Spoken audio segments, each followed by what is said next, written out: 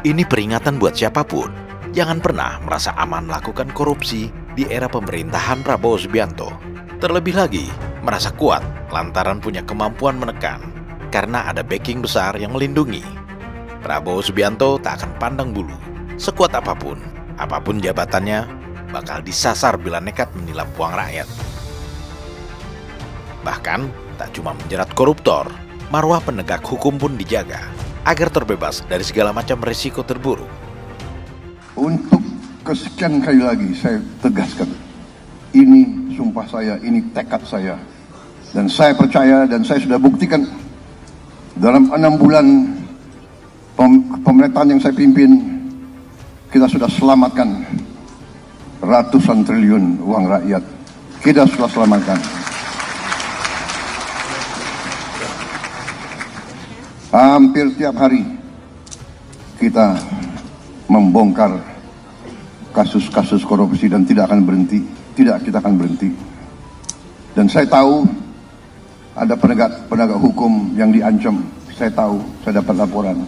Ada yang rumahnya didatangi, ada yang mobilnya diikuti, ada yang rumahnya difoto.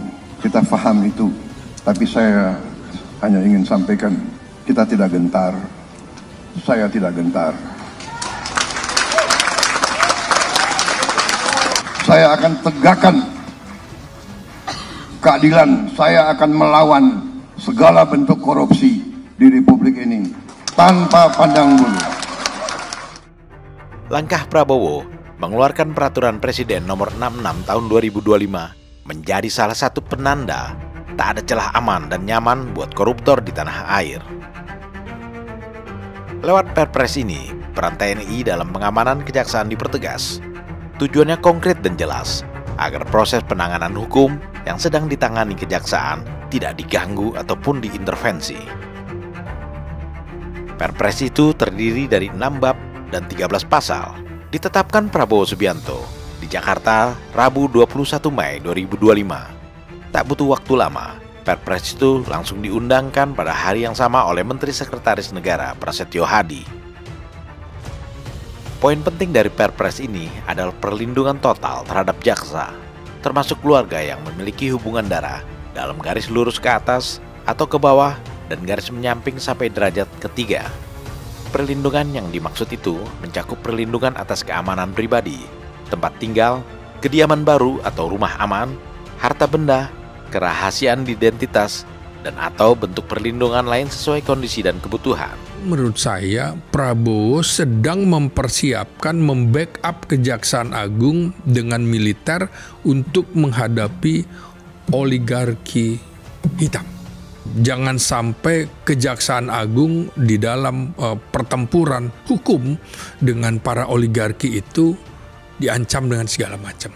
Jadi, yaitu tadi, menghadapi ancaman, maka TNI dianggap yang paling efektif untuk menjaga Kejaksaan Agung daripada kepolisian seperti itu. Sejumlah kasus korupsi besar memang tengah ditangani kejaksaan di awal tahun ini hingga Maret 2025. Kerugian negara akibat kasus-kasus itu ditaksir mencapai ratusan triliun rupiah. Perkara ini pun terjadi di berbagai sektor, mulai dari perbankan, lembaga pembiayaan negara, timah, hingga minyak dan gas. Kasus-kasus itu melibatkan sejumlah pejabat tinggi lembaga negara dan pengusaha yang seharusnya bertanggung jawab dalam mengelola dana publik. Dari sekian daftar yang ditangani kejaksaan, salah satunya adalah korupsi proyek pengadaan user terminal untuk satelit slot orbit 123 derajat bujur timur di Kementerian Pertahanan pada tahun 2016.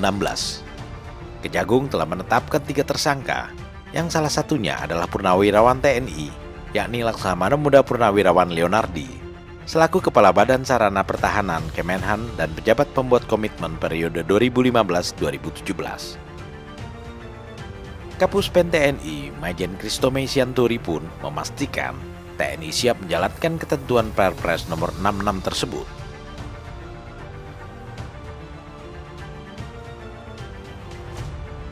Kasus korupsi besar dan tindak kejahatan terorganisir yang berpotensi mengancam keselamatan aparat penegak hukum memang penuh resiko.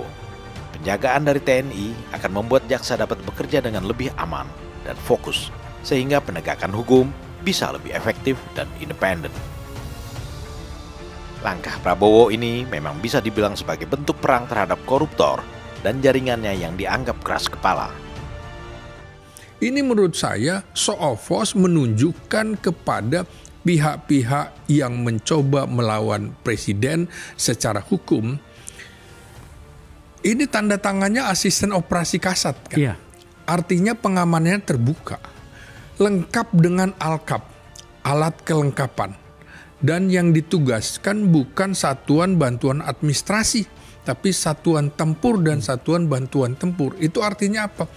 Infanteri, kavaleri, artileri medan, artileri pertahanan udara, dan zeni tempur. Kan artinya gitu. Jadi memang mereka disiapkan menghadapi ancaman-ancaman yang diduga akan menghambat target Presiden Prabowo memerangi oligarki hitam dalam mengambil lahan-lahan milik negara yang tidak dikembalikan.